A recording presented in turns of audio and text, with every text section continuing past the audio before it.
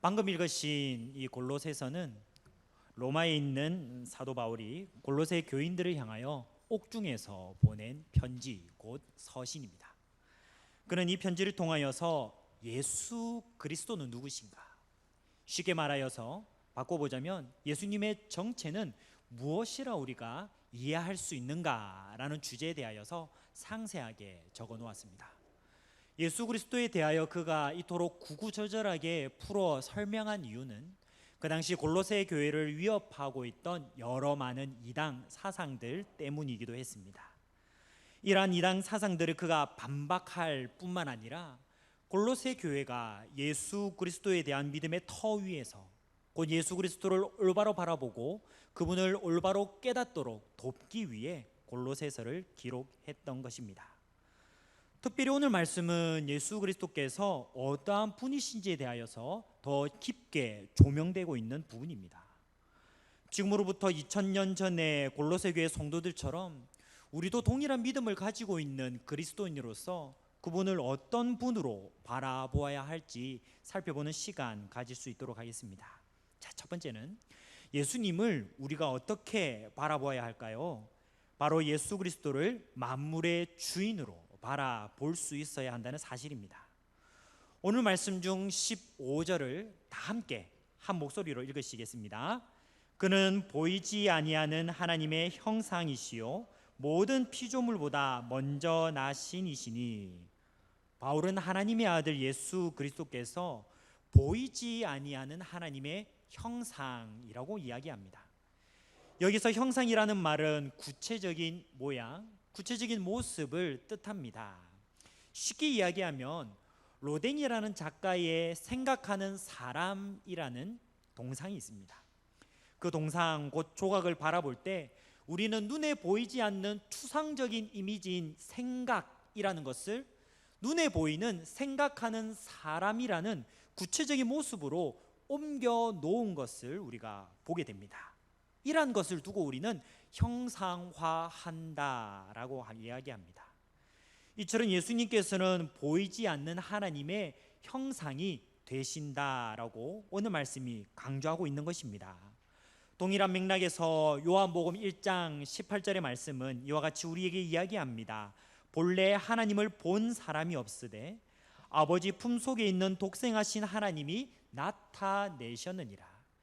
여기서 독생하신 하나님 곧 그 아버지 품속에 있는 분은 예수 그리스도를 이야기합니다.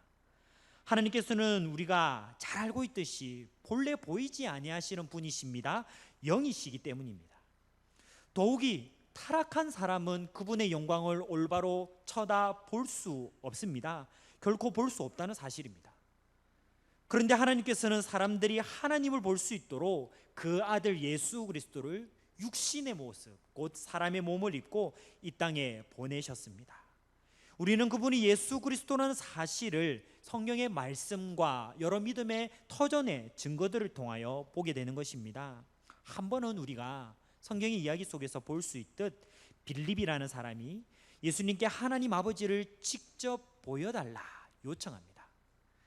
그때 예수님께서 빌립의 믿음 없는 것을 책망하시는데 요한복음 14장 9절의 말씀이 되겠습니다.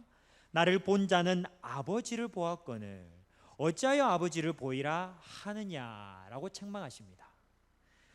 예수님께서는 보이지 않는 하나님의 형상이십니다. 그러므로 예수 그리스도를 본 자는 곧 하나님 아버지를 보았다라고 이야기할 수 있습니다. 우리는 예수님을 통해서 보이지 않는 하나님이 어떤 분이신가를 되짚어 살펴볼 수 있는 것입니다. 예수님과의 사귐과 그분과의 교제를 통하여서 하나님과 사귐과 교제 그 형상을 누릴 수 있습니다. 예수님의 크신 사랑을 통하여 죄인들을 향하신 하나님의 사랑 또한 얼마나 은혜롭고 크신지를 가늠해 볼 수 있는 것입니다. 곧 예수님을 영접하는 것, 이것이 곧 하나님 아버지를 영접했음을 믿으시기 바랍니다. 예수님을 본 사람은 이렇듯 보이지 않으시는 하나님을 본 것입니다. 그러므로 오늘날 우리가 예수님을 통하여 하나님의 사랑을 깨닫고 하나님 아버지와 교제하며 신비로운 세계 곧 하나님 나라로부터 주어지는 능력을 온전히 소유하게 됩니다. 그래서 예수님께서도 요한복음 14장 6절의 말씀을 통하여 이렇게 이야기하십니다. 내가 곧 길이요 진리요 생명이니 나로 말미암 자는 아버지께로 올 자가 없느니라 라고 말씀하셨습니다. 자, 그렇다면 사람의 모습으로 이 땅에 오신 예수님은 본래 어떤 분으로 오늘 말씀이 이야기하고 있습니까? 모든 피조물보다 먼저 나셨다라고 이야기합니다. 이렇듯 모든 피조물보다 먼저 나셨다라는 표현은 모든 피조물보다 먼저 스스로 계신 분이라는 뜻을 이야기합니다. 모든 피조물보다 먼저 계셨다면 예수님께서는 피조물에 속하지 아니하신, 피조물을 창조하신 창조주가 되신다는 사실을 우리가 알 수 있는 것입니다. 오늘 말씀 16절의 말씀입니다. 만물이 그에게서 창조되되 하늘과 땅에서 보이는 것들과 보이지 않는 것들과 혹은 왕권들이나 주권들이나 통치자들이나 권세들이나 만물이 다 그로 말미암고 그를 위하여 창조되었고 라고 이야기합니다. 바울은 만물이 예수님에게서, 예수님으로 말미암아 예수님을 위해 창조되었다라고 이야기합니다. 곧 우리가 보는 모든 세상 만물은 예수님에게서 창조되었습니다. 예수님 안에서, 예수님 그분과의 관계 속에서 창조된 것입니다. 물론 예수님과 상관없이 창조된 것은 이 세상 그 어디에서도 우리가 찾아볼 수 없는 것입니다. 물론 저와 여러분도 모두 예수님으로 말미암아 세상에 존재하게 되었다는 사실을 믿으시기 바랍니다. 또 모든 피조물들은 예수님을 위해 창조되었다라고 이야기합니다. 16절 말씀을 우리가 잘 보시면 모든 피조물은 두 부류로 나누어집니다. 무엇입니까? 보이는 것과 보이지 않는 것입니다. 보이는 세계와 보이지 않는 세계를 지배하는 왕권들, 주권들, 통치자들, 권세들이 있습니다. 이 모든 것이 다 누구로 말미암아 창조되었다라고 우리가 믿음으로 고백합니까? 예수 그리스도로 말미암은 것입니다. 모든 것이 다 예수 그리스도로 창조되었습니다. 이 모든 것이 또한 누구를 위해서 창조되었다라고 말씀이 이야기합니까? 예수님을 위해 창조되었다라고 이야기합니다. 그래서 모든 피조물들은 예수님을 위해 창조된 바로서 그분을 위해 영광을 나타내고 그리스도를 섬기고 있는 존재인 것으로 우리에게 비춰집니다. 17절 말씀을 한번 보시겠습니다. 또한 그가 만물보다 먼저 계시고 만물이 그와 함께 섰느니라. 예수님께서는 이 모든 만물이 존재하기 전부터 계신 분이심을 우리가 거듭 살펴봅니다. 그분께서는 이렇듯 존재하지 않으신 때가 없다라고 이야기할 수 있습니다. 곧 알파와 오메가, 처음과 나중이십니다. 뿐만 아니라 모든 만물이 예수님 안에 함께 서 있습니다. 만물이 그리스도를 중심으로 할 때에 질서와 조화로운 순서를 따라 또한 유지되고 있다는 사실을 우리가 보고 있는 것입니다. 자, 동일한 비슷한 맥락에서 히브리서 1장 3절의 말씀은 하나님의 형상이신 예수 그리스도께서 만물을 붙들고 계신다라고 표현합니다. 곧 유지될 수 있도록 이 모든 세상 만물을 예수 그리스도께서 끝까지 붙들고 계시는 것, 곧 손으로 감싸 보호하고 계시는 것을 이야기한 것입니다. 만일 예수님께서 이 세상 만물을 유지하고 붙들며 감싸 보호하시는 일을 중단하신다면 어떤 일이 벌어질까요? 그 직후로부터 세상 만물은 보호받을 수 없을 뿐만 아니라 존재할 수 없다는 것을 우리에게 이야기합니다. 자, 그러므로 우리는 예수님께서 하나님의 형상이실 뿐만 아니라 창조주 되시고 그 어떤 것들보다 먼저 선재해 계시는 것, 처음부터 끝까지 계시는 온 세상 만물의 주인이라는 사실을 깊이 이해하고 고백해야 합니다. 곧 예수님께서는 창조주 하나님이십니다. 하나님의 본체가 되십니다. 세상 만물이 그에게서 창조되었고 그로 말미암아 창조되었고 또한 그분으로 인하여 또한 창조되었을 뿐만 아니라 그분을 위해, 그리고 그분께서 세상 만물을 보존하시고 유지하시고 감싸 보호하신다는 사실을 우리가 볼 수 있는 것입니다. 물론 세상 만물을 보호하시고 붙드시고 섭리로 인도하시는 그 대상에 있어서 우리 또한 예외가 아니라는 사실을 바라보시기 바랍니다. 우리는 예수님 안에서 창조되었습니다. 예수 그리스도로 말미암아 창조되었습니다. 예수님을 위해 창조되었습니다. 지금 이 순간에도, 아니 앞으로도 이 세상 마지막 날까지 예수 그리스도의 그 권능의 팔 가운데 붙드심으로 살아가게 될 것임을 믿고 나아가는 것입니다. 예수님을 통해 우리가 또한 십자가 보혈의 은혜를, 그 능력을 사람을 힘입음으로 또한 구원받았음을 믿고 고백하며 나아가십니까? 그러므로 우리는 합당하게 사람을 받은 자답게, 합당하게 예수 그리스도를 바라보고 있는 자답게, 합당하게 예수 그리스도에 대한 믿음의 정체성을 가지고 나아가고 있는 자답게 하나님의 영광을 위하여 그리해야 할 줄로 믿습니다. 무엇을 먹든지 무엇을 마든지 또한 무엇을 하든지 간에 언제 어디서나 누구와 함께하는 그 순간 속에서도 예수 그리스도의 영광을 위해 나아가는 우리 모두가 되시기를 간절히 소망합니다. 그래서 우리는 예수님을 어떤 분으로 바라보아야 하겠습니까? 두 번째로 우리는 예수님께서 교회의 머리 되시는 분이심을 우리가 바라볼 수 있어야 한다는 사실입니다. 오늘 말씀 중 18절을 다 함께 읽으시겠습니다. 그는 몸인 교회의 머리시라. 그가 근본이시요 죽은 자들 가운데서 먼저 나신 이시니 이는 친히 만물의 으뜸이 되려 하심이요. 자, 여기서 우리가 살펴볼 단어가 있습니다. 뭐죠 이거? 머리입니다. 대가리 아닙니다. 머리입니다. 머리라는 표현을 우리가 봤을 때 무엇을 떠올릴 수 있어야 하겠습니까? 오늘 말씀 속에서 몸과 머리라는 유비를 통해 우리에게 무엇을 비춰 보이고 하시는 것이겠습니까? 먼저 첫 번째 특징은요, 머리와 몸을 분리할 수 있다 없다? 없다라는 것입니다. 몸은 머리의 지시를 받습니다. 머리는 몸을 통해서 자기의 의지와 뜻을 표현하고 활동합니다. 예수님께서 교회의 머리 되신다라는 것은 그분께서 교회의 근본이시기 때문입니다. 자, 근본이 되신다는 것은요, 바로 교회는 예수 그리스도를 믿는 신앙 고백 가운데, 바로 예수 그리스도의 터전 가운데서 세워진 것입니다. 이 예수님은 우리가 어떤 분으로 이야기할 수 있습니까? 죽은 자들 가운데서 먼저 나신 분이십니다. 인류의 조상 아담이 또한 범죄한 가운데서 우리 모든 사람이 범죄를 선고받았지만, 죽음을 선고받았지만, 영원한 멸망을 선고받았지만, 우리 예수 그리스도를 믿는 그 믿음과 고백으로 인하여서 우리는 영원한 사망 대신 영원한 생명을, 영원한 멸망 대신 영원한 하나님의 나라의 유산을 상속받을 줄로 믿습니다. 바로 이렇듯 아담으로 인해 들어온 사망 권세를 예수 그리스도께서 깨뜨리시고 또한 부활하셨음을 우리가 바라볼 수 있는 것입니다. 자, 그래서 우리는 그분을 믿음으로 말미암아 영원한 생명을 덧입습니다. 영원한 하나님의 나라를 누리며 또한 들어가게 된다는 것입니다. 그분을 믿고 구원받은 자들로 구성된 교회의 모든 성도들의 근본이요 터전이 되신다는 사실을 바라보시기 바랍니다. 자, 그렇다면 하나님께서는 교회의 머리이신 예수님을 통하여 어떠한 일, 어떠한 선한 영향력을 펼쳐내 보이시기를 원하실까요?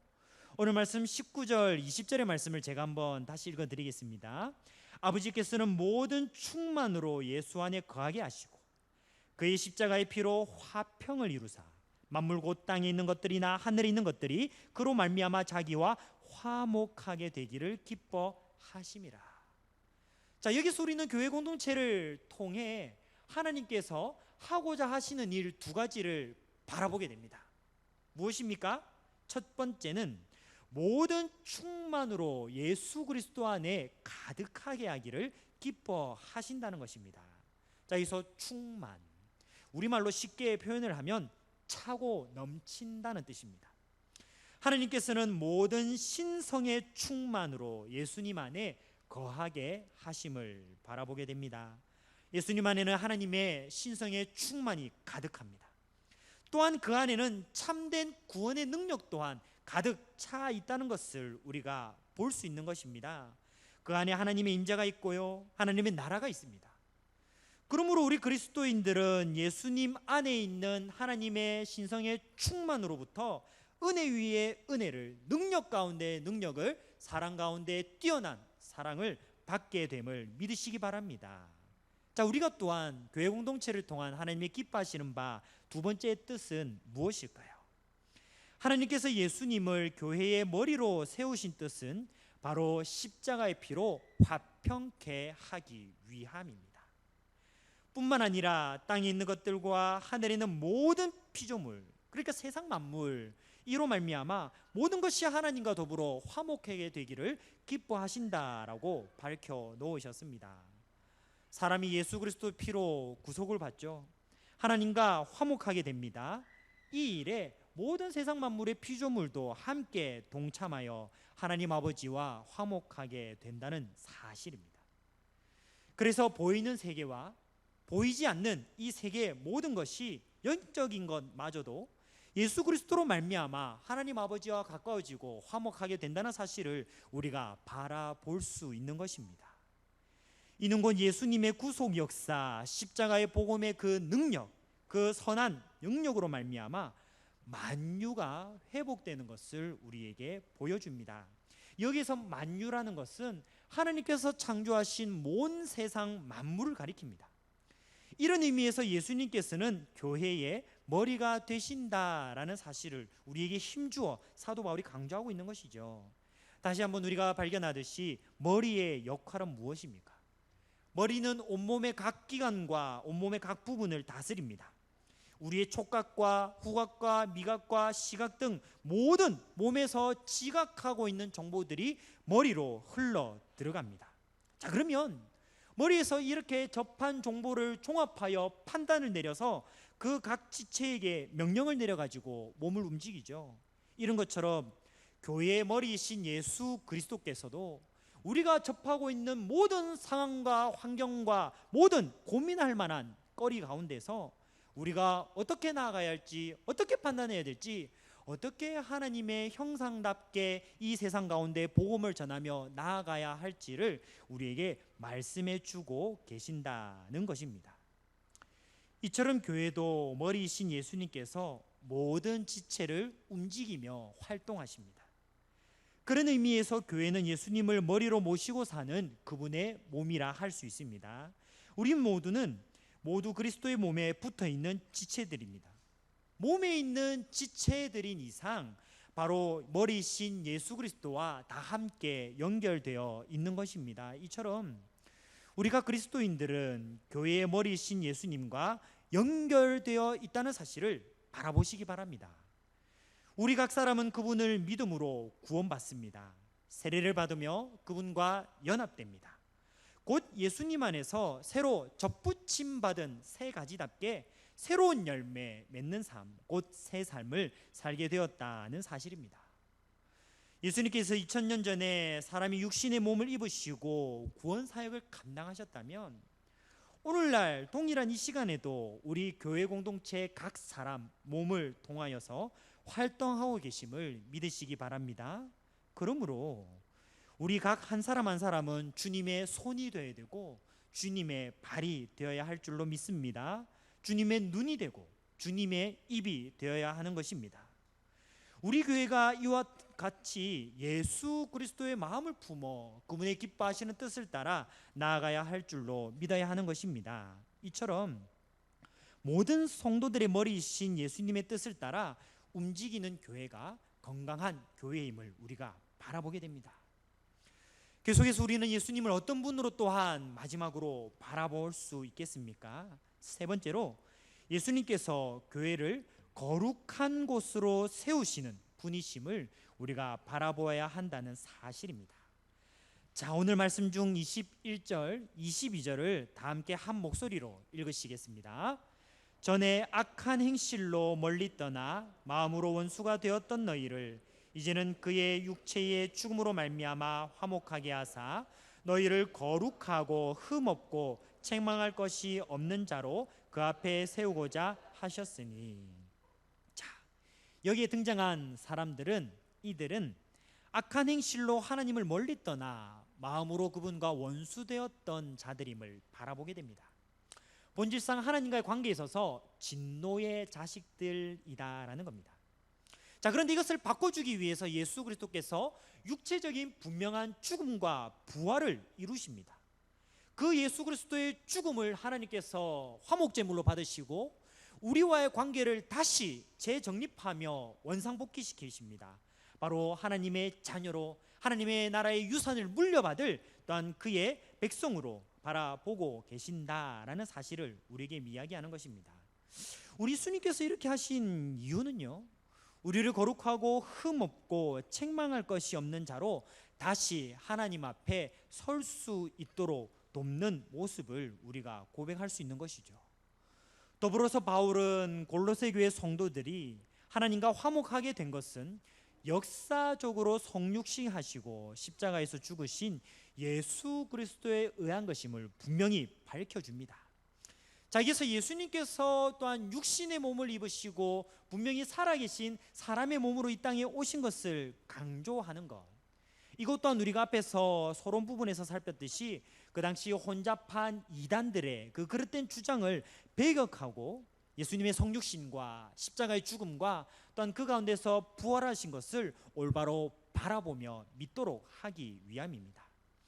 23절 말씀을 함께 보시겠습니다. 만일 너희가 믿음에 거하고 터 위에 굳게 서서 너희 들은 바 복음의 소망에서 흔들리지 아니하면 그리하리라. 이 복음은 천하 만민에게 전파된 바요 나 바울은 이 복음의 일꾼이 되었노라. 예수님의 피와 그분의 사역으로 구원받은 성도들은 이제 그분을 믿는 믿음 안에 거해야 합니다. 이것은 우리를 앞선 믿음의 사도들이 가르쳐준 신앙의 터전이요 올바른 신앙 고백으로 인한 우리의 행동인 것입니다. 이 믿음의 터 위에 굳게 서야만 이단들의 또한 그릇된 주장들에 흔들리지 않아야만 예수님께서 우리를 구원하신 바 책망할 것이 없는 자, 흠없는 자, 거룩한 자로 세워져 갈 수 있기 때문입니다. 그러므로 우리가 경고히 해야 할 진리는 바로 예수 그리스도의 십자가의 죽음과 부활인 줄로 믿습니다. 바로 복음입니다.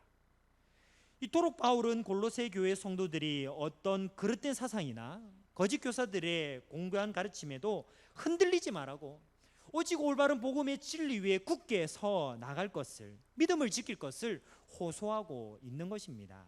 자, 그런데 우리는 어떻게 이 복음의 진리를 받았고 믿고 있고 고백하고 있는데 어떤 여러 상황과 유혹과 환난 박해 또한 핍박 속에서도 흔들리지 않으며 또한 지켜 나아갈 수 있겠습니까?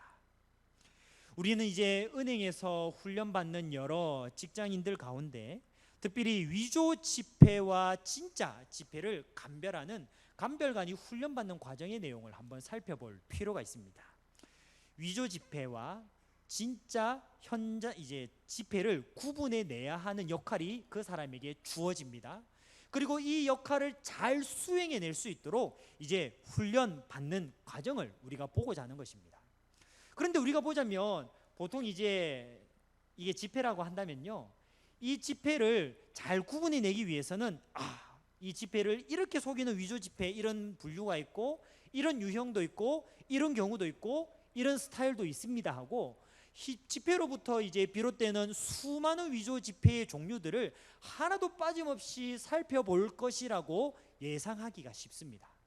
자, 그런데 실제 이제 은행에서 위조 지폐 감별관 또는 위조 지폐 방지 감별관들의 훈련 내용을 한번 깊이 들여다보면요, 그들이 오로지 책상 앞에 놓고 집중하여 바라보는 것은 단 한 가지입니다. 바로 하나의 진짜 지폐라는 것입니다. 왜냐하면 진짜 지폐를 바라보고 또한 이것을 통하여 훈련받았을 때 위조 지폐가 그의 앞에 나와 있다면 무언가 다른 것을 바라보게 됩니다. 무언가 그릇되고 틀렸고 잘못되었다는 것을 한눈에 알아차릴 수 있는 것입니다. 이처럼 우리가 복음의 진리로부터 시선을 빼앗기지 않기 위해서 세상에 더 좋아 보이는 것으로 돌아서지 않기 위해서는 온전히 복음 자체를 바라보아야 할 줄로 믿습니다. 복음 안에 담겨진 풍성한 하나님의 능력과 우리를 향한 뜻없는 그 열정이 얼마나 우리 가운데 차고 넘치는지 복음에 나타난 십자가의 능력과 부활의 소망을 우리가 바라보아야 한다는 것입니다. 자, 그럼에도 불구하고 거룩하신 하나님, 불꽃 같은 눈으로 보시는 하나님의 눈으로 우리를 둘러보자면 우리를 여전히 그와 같은 일을 고수해내기에 또한 한없이 부족하고 연약하기 짝이 없는 사람들이라는 것입니다. 하지만 우리가 그럼에도 불구하고 담대히 복음 가운데 나아갈 수 있는 것, 복음 가운데 서도록 다짐할 수 있는 것은 예수 그리스도께서 오늘날도 우리 가운데 한없이 붙들어 주시는 그 만물의 유지의 섭리가 우리 가운데 있음을 바라보기 때문입니다. 예수 그리스도께서 자신의 보혈로 우리의 모든 죄악을 덮어주십니다. 거룩하고 흠없는 자로, 또한 복음에 합당하게 반응한 자로 서 나가게 하신다는 것입니다. 우리 히브리서 4장 16절의 말씀을 제가 읽어드리겠습니다. 그러므로 우리는 긍휼하심을 받고 때를 따라 돕는 은혜를 얻기 위하여 은혜의 보좌 앞에 담대히 나아갈 것이니라. 담대히 나아가게 하는 예수 그리스도의 은혜, 그 십자가 능력의 은혜를 바라보시는 우리 모두가 되시기를 간절히 소망합니다. 그래서 어린아이와 같이 하나님 앞에서 기뻐 감사하는 마음으로 뛰놀며 찬송하여 말씀 가운데 거울처럼 우리의 삶을 비춰보며 나아갈 수 있는 것, 이것이 바로 복음에 바로 서 있는 우리의 신앙의 비결입니다. 이것이야말로 천하 모든 만민들에게 전파된 복음이라는 것입니다. 예수님을 바라보며 그분의 말씀대로 사는 일에서부터 그분의 도우심을 더욱 얻고자 더욱 바라보고 더욱 우리가 주목해야 한다는 사실입니다. 이 복음의 진리의 터전 위에 우리가 굳게 설 수 있기를 소망합니다. 이제 말씀을 맺겠습니다. 영국의 한 산부인과 의사였던 제임스 심프슨 사람이 있습니다. 실제 역사적인 인물입니다. 창세기 2장 21절의 말씀을 그가 읽었는데 이 말씀은 이와 같습니다. 여호와 하나님이 아담을 깊이 잠들게 하시니 잠들매 그가 그 갈빗대 하나를 취하고 살로 대신 채우시고 라는 말씀을 그가 접합니다. 그리고 나서 이제 그가 정말 온종일 골몰하며 연구하는 것은 수술하고 있는 환자의 고통을 어떻게 덜어낼 수 있을까, 어떻게 수술 환자의 그 치유하는 확률을 높일 수 있을까 하는 문제였습니다. 자, 이 같은 고민을 하고 있는 것은 그 당시 제임스 심프슨이 이제 일하고 있던 당시만 하더라도 마취를 하고 수술할 수 있는 여건이 아니었다는 거죠. 자, 그런데 그러다가 그가 여러 가지 용도로 이미 기존에 널리 쓰이고 있던 클로로폼이라는 그 약물에 대해서 듣게 됩니다. 자, 그리고 나서 그것은 그가 이제 개조한 뒤에 1853년 빅토리아 여왕이 이제 분만할 때 그 클로로폼이라는 약물을 잘 이렇게 만들어 가지고 그가 사용하게 됩니다. 그리고 그것을 마취제로 활용하는데 성공하게 됩니다. 그는 위대한 의사요 또한 과학자로서 명성을 날리게 됩니다. 자, 그런데 어느 날 제임스 심프슨 이제 한 친구가 그에게 지금까지 그가 발견한 것 중 가장 놀라운 발견이 무엇이냐고 물었다고 합니다. 우리가 이제 예상하기에는 그 마취제, 이제 수술할 때 이제 안전하게 마취할 수 있도록 하는 놀라운 발명의 그 이야기를 할 것이라고 예상했겠죠. 자, 그런데 제임스 시픈스는 그가 지금까지 살면서 발견한 가장 놀라운 것을 꼽을 때 무엇이라고 얘기했냐면 바로 그리스도를 발견한 것이다라고 이야기하는 것입니다. 그러니까 아마도 그가 이제 이야기하고 있는 것은 구체적으로 뜻하는 바 말씀 속에서 예수 그리스도의 십자가의 능력, 모든 세상 만물을 화목해 하고 또한 교회의 머리 되신 바 예수 그리스도를 통하여 부족하기 짝이 없는 한 사람을 하나님의 형상으로, 하나님의 자녀로 합당한 자로 세워가게 하시는 그분의 능력을 바라보게 된 것, 발견하게 된 것을 뜻한다라고 이야기하는 것입니다. 오늘 말씀에서와 같이 예수님께서는 보이지 않는 하나님의 형상으로 우리에게 비춰지십니다. 온 세상 만물을 창조하시고 보존하시는 주인이십니다. 예수님께서는 십자가에 죽으시고 부활하심으로 교회의 머리가 되신 줄 믿으시기 바랍니다. 곧 자신의 피로 우리를 하나님 아버지와 화목하게 하실 뿐만 아니라 더욱 나아가 하나님의 자녀로 그분을 닮아가는 백성답게 거룩하고 흠없는 의로운 그분의 신부가 되게 하셨다는 사실입니다. 우리 자신의 연약함이 분명 여전히 남아 있습니다. 어떤 세상의 유혹 속에서도 흔들리며 요동할 수밖에 없는 우리의 인간성의 나약함 또한 발견하게 됩니다. 하지만 그럴 때일수록 우리의 연약함, 약함 가운데 더욱 강함으로 다가오시며 우리로 하여금 바라보도록 인도하시고 섭리하시는 하나님의 그 능력, 예수 그리스도의 십자가의 그 능력을 바라보시기를 간절히 소망합니다. 그래서 삼위 하나님의 그 능력과 은혜로 우리의 믿음과 신앙생활이 이 십자가와 부활의 복음, 예수 그리스도에 대한 진리의 터 위에 더욱 굳게 서 나가는 우리의 모든 삶 되기를 간절히 소망합니다. 이 시간 들은 말씀을 가지고